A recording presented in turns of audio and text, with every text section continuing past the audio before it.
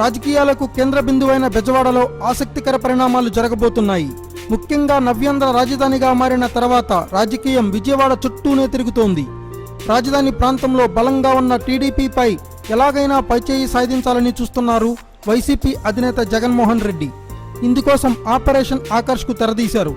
కాంగ్రెస్లోని కీలకమైన మల్లాది విష్ణుతో మంత్రాలు నడుపుతున్నారు.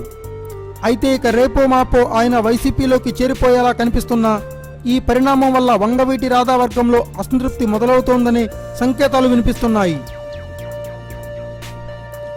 వచ్చే ఎన్నికల నాటికి రాజధాని ప్రాంతంలో బలం పుంజుకొని పక్షంలో పార్టీకి గట్టి ఎదురుదెబ్బ తప్పదని భావించిన వైసీపీ అధినేత జగన్ ఎప్పటి నుంచే వ్యూహాలు రచిస్తున్నారు. ప్రస్తుతం విజయవాడకు సంబంధించినవన్నీ వంగవీటి రాధాకృష్ణకు అప్పగించిన అనుకున్న స్థాయిలో ఆయన బాధ్యతలు నిర్వర్తించడం లేదన్న విమర్శలు వినిపిస్తున్నాయి. దీంతో ఆయన స్థానంలో వెల్లంపల్లి శ్రీనివాస్కు బాధ్యతలు అప్పగించారు. అయితే వెల్లంపల్లికి రాధాకు మధ్య అభిప్రాయ భేదాలు ఉండడంతో ఈ నియామకం స్వతహాగా రాధాకృష్ణ వర్గంలో అసంతృప్తికి కారణమవుతోంది. ఈ నేపథ్యంలోనే వెల్లంపల్లికి సన్నిహితుడైన కాంగ్రెస్ నేత మల్లాది విష్ణుని పార్టీలోకి తీసుకొచ్చేందుకు జగన్ గట్టి ప్రయత్నాలు చేస్తున్నారు. అయితే ఇప్పుడే పార్టీ మారబోనని పైకి చెబుతున్న అనువైన సమయం కోసం చూస్తున్నట్లు ఆయన ఎదురుచూస్తున్నారట. ఇక విష్ణు రాక కూడా రాధాకి ఇబ్బంది కావచ్చనేది పరిశీలకుల అభిప్రాయం. రాధాని వదిలించుకోవడానికి జగన్ వేస్తున్న ప్లాన్ అని వంగవీటి అభిమానులు ఆగ్రహంతో రగిలిపోతున్నారు.